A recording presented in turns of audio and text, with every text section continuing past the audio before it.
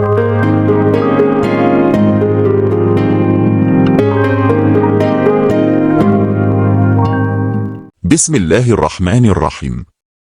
Alhamdulillahi Rabbil Alamin, wa bihi nasta'inu ala umuri dunya wa ad-din, wassalamu wassalamu ala ashrafil anbiya'i wal mursalin, Sayyidina Muhammad, wa ala alihi wa sahbihi ajma'in, amma ba'd.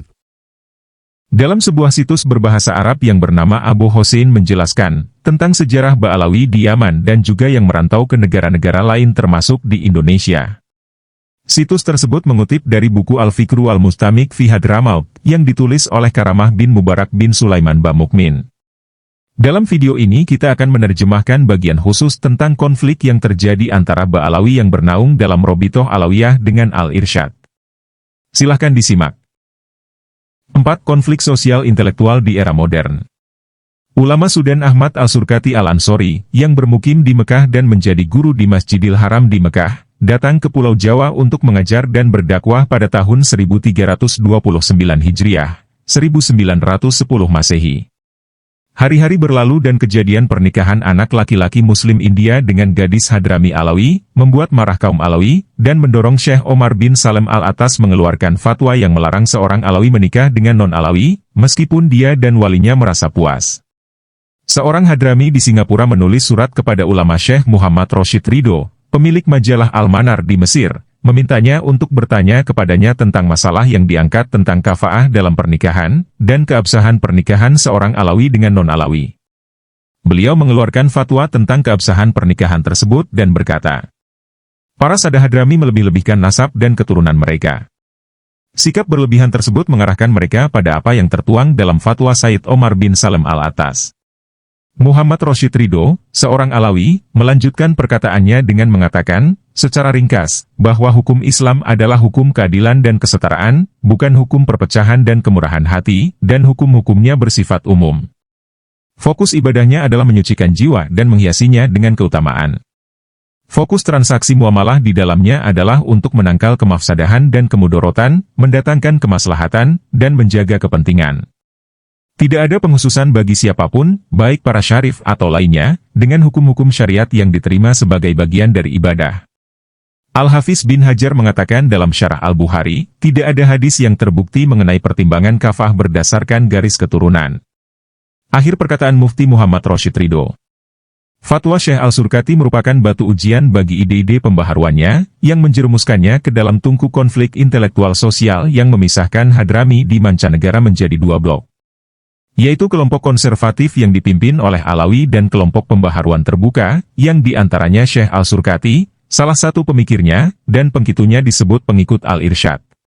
Fatwa yang mengesahkan pernikahan seorang Alawi dengan seorang non-Alawi, merupakan sebuah guncangan hebat yang mengguncang pilar-pilar struktur kelas sosial, dan menghancurkan hak-hak istimewa sosial yang diperoleh kaum Alawi di Hadramaut, sejak awal peran Sufi, yang ditandai dengan gagasan Syiah bagi Ahlul Bait.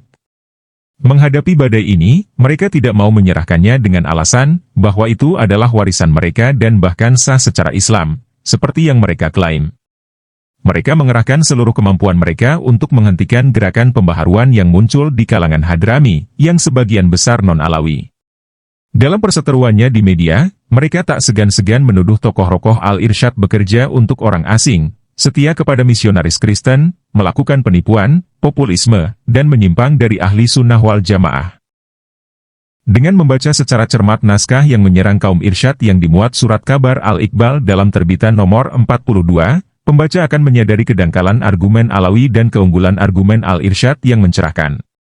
Naskah tersebut berbunyi, mereka adalah kelompok penyusup dan pembuat kerusakan, yang telah memabukkan pikiran rakyat jelata dan orang-orang yang mudah tertipu, dan membius mereka dengan ajaran-ajaran vulgar sosialisme, hingga mereka menanamkan dalam hati orang-orang kebencian dan permusuhan terhadap kelas atas, dan memenuhi hati mereka dengan kebencian terhadap mereka, kelas atas. Mereka memberlakukan bagi orang-orang sebuah konstitusi yang keliru dan mengabaikan perbuatan baik. Mereka menanamkan dalam hati para murid dan pengikut mereka sebuah kompleks kesetaraan yang buta. Kaum Alawi menggunakan pengaruh dan prestis mereka dengan syarif Mekah di Hijaz, untuk mencegah pengikut Al-Irsyad memasuki Mekah dan menunaikan kewajiban haji, agar tidak menyebarkan penyakit mereka yang tidak dapat disembuhkan, dan mencegah mereka melakukan kontak dengan orang lain, sesama pembangkang dan orang-orang sesat. Hal ini tertuang dalam teks petisi yang ditandatangani oleh 20 orang Alawi dan diserahkan dalam bentuk surat kepada Syarif Mekah. Di antaranya yang tersurat dalam risalah ini, yang dimuat di surat kabar Al-Qiblah pada bulan Zulhijjah tahun 1338 Hijriah. Sesungguhnya pengikutmu dan pecintamu kaum Alawi, dan para pendukung mereka, menyampaikan ucapan selamat yang berlimpah kepada Anda atas perayaan Hari Raya yang mulia, dan atas reformasi yang dicapai selama masa bahagia Anda. Mereka ingin memberitahu Anda, bahwa baru-baru ini muncul sekelompok Khawarij di negeri ini yang ideologinya adalah membenci Ahlul Bait yang suci, menghina Nabi Muhammad, dan menyebarkan intrik dan mengobarkan perselisihan.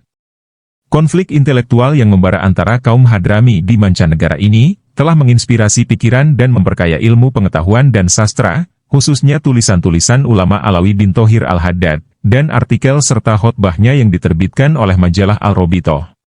Begitu pula sebaliknya dengan karya guru besar sastra Solah Abdul Qadir Al-Bakri, khususnya bukunya Sejarah Politik Hadramaut, dan bukunya Sejarah Al-Irsyad di Indonesia. Dan karya penulis dan sejarawan Said Awad Bawazir. Hadramaut telah menyaksikan generasi orang-orang alim, hakim, penulis, administrator dan lain-lain yang terpelajar dan berkualitas, yang menjadi alat reformasi dan pembangunan di Hadramaut setelah berabad-abad dalam ketidaktahuan, keterbelakangan, stagnasi dan perselisihan, yang dialami kaum Hadramaut selama periode Sufi. Fatwa ulama Abu Bakar bin Ahmad Al-Khatib merupakan awal mula fikih liberal. Beliau mendobrak sekat kompetensi perkawinan berdasarkan garis keturunan, dan mengeluarkan fatwa bahwa faktor penghidupan dan tingkat sosial lah yang paling berperan dalam menentukan kafaah perkawinan, bukan garis keturunan sebagai kafaah dari segi zatnya. Fatwa ini tidak tercatat dalam kitabnya, Al-Fatawa An-Nafi'ah fi Masail Al-Ahwal Al-Waqi'ah, yang disusun oleh muridnya, Syekh Salim bin Hafez. Di hadapan Syekh Abu Bakar Al-Khatib, Hakim Toha bin Omar Al-Safi Al-Sakaf menulis bukunya, Al-Majmuk li Muhimmat Al-Masail min Al-Furuq, yang di dalamnya ia mencantumkan banyak masalah fiqhiyah dan fatwa-fatwa syariat. Di dalamnya disebutkan, bahwa ulama Ali bin Abdul Rahman berkata, barang siapa ingin mempelajari prinsip-prinsip mazhab, khususnya dalam pernikahan, maka ia akan bekerja keras dan lelah. Siapapun yang mengikuti fatwa ini akan menemukan keselamatan, insya Allah. Mazhab Maliki menyatakan, bahwa kafaah hanya dilihat dalam masalah agama, yaitu Islam saja. Beberapa syekh kami telah melakukannya berdasarkan maslahah yang menuntut itu, atau karena takut akan mafsadah. Banyak para fuqaha Hadramaut yang menghilangkan syarat nasab dalam kafah perkawinan. Al-Faqih Sulaiman Bahwairis, yang merupakan wakil dari Al-Haribah Biduan, telah mengakadkan seorang wanita yang walinya tidak ada. Ketika walinya datang, ia keberatan dengan akad nikah tersebut, dengan alasan sang suami tidak layak untuknya. Masalah tersebut dirujuk ke Hakim Al-Syar Abdullah Ba'umar yang menetapkan akad nikah tersebut. Begitu pula ahli hukum Ahmad bin Hanbal menikahkan putri Al-Khatib dengan salah satu budak keluarga Yamani, tanpa izin walinya, saat ia berada di Tarim. Syekh Yusuf bin Abid menikah dengan Syarifah dari Tarim, dan walinya tidak ada, Ali Bahnan. Syekh Hussein Bafaqih menikahkan seorang putri Bafadhol di Tarim dengan pembantunya, Abdurrahman Bafat, dan ayahnya tidak ada. Dalam sumber yang sama disebutkan, bahwa ulama Abu Bakar Al-Aidrus Al-Adni menyebutkan, bahwa jika ia pergi ke Tarim, maka ia akan menikahkan para Syarifah dengan keluarga Bafadhol dan Al-Karar Al-Mustawain. Al-Aidrus akan menjadi Hadrami Alawi Sufi pertama yang menghilangkan syarat nasab dalam kafah perkawinan, mengadopsi mazhab Imam Malik, dan menyatakan prinsip kesetaraan antara orang-orang Hadrami, dan mereka adalah orang Arab yang beragama Islam. Tampaknya dari kasus-kasus ini bahwa para ayah merupakan batu sandungan dalam menikahkan anak perempuan mereka, dan menyelamatkan mereka dari penjara perawan tua, karena itu adalah bentuk fanatisme mereka.